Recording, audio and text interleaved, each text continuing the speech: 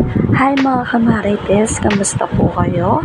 Ayan, nandyan na naman tayo sa CU Clark Hotel, Friendship, Pampanga.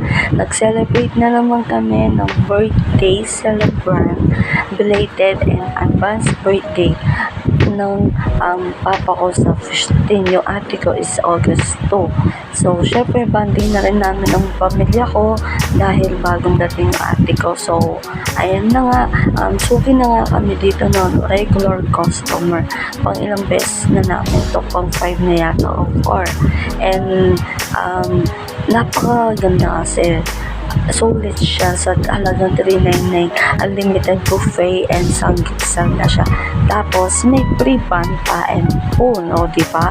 And sa mga nagbo-birthday may free wines sila.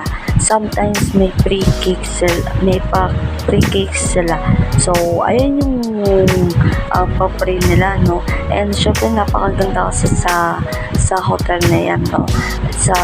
Nag-start pala yan ng 6 p.m. yung food hanggang 9:30 yung last call. So, syempre, unang guest kami, no? Wala pang mga tao dyan. Kaya, excited yung mga person. Lumuntog na nga po mag-cake ko dyan, tsaka yung papa ko, baba. So, ayan na nga, no? Late na tayo nakapag-vlog. So,